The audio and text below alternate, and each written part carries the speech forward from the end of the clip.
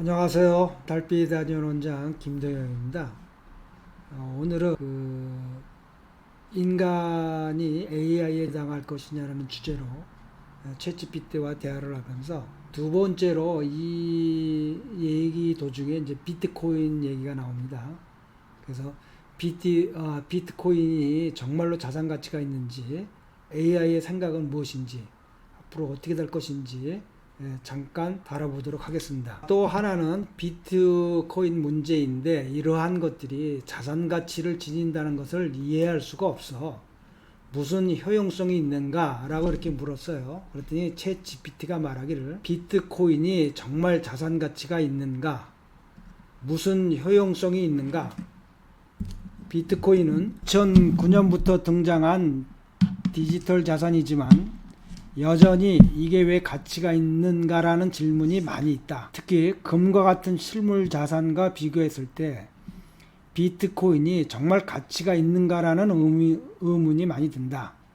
결론부터 말하면 비트코인의 가치는 전통적인 실물 자산, 금이나 부동산과 다르지만 어디서 가치가 나오냐면 디지털 희소성과 탈중앙성에서 나온다. 비트코인의 가치가 주장되는 이유는 비트코인의 지지자들은 다음과 같은 이유로 가치가 있다고 주장한다.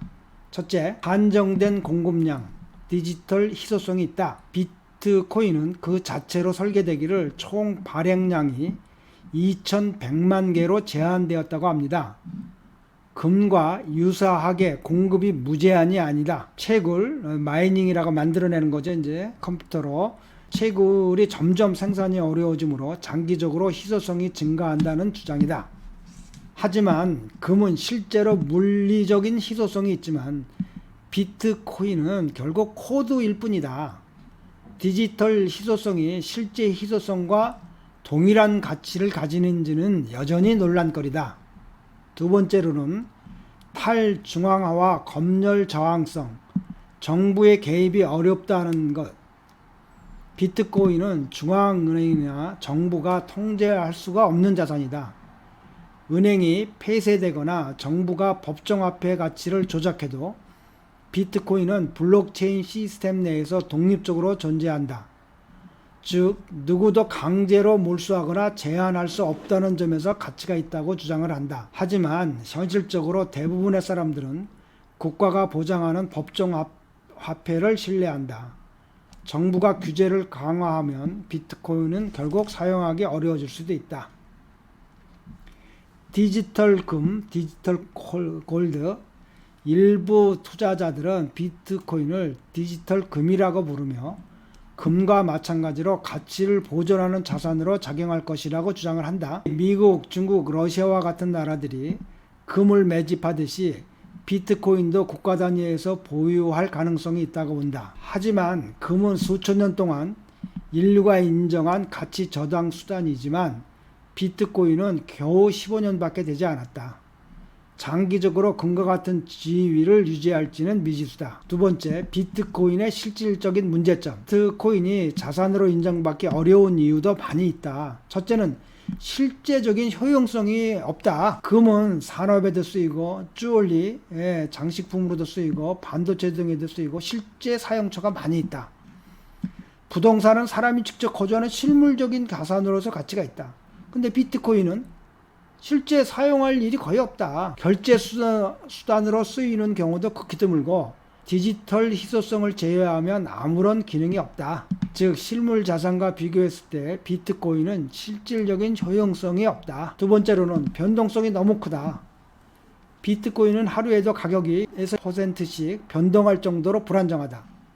금이나 법정화폐는 가격 변동성이 낮기 때문에 안정적인 가치 저장 수단으로 작용할 수 있는데 비트코인은 너무 변동성이 커서 실질적인 화폐나 자산으로 사용하기가 어렵다. 즉 자산으로 인정받기 위해서는 가격 안정성이 중요한데 비트코인은 너무 불안정하다. 기술적인 대체 가능성.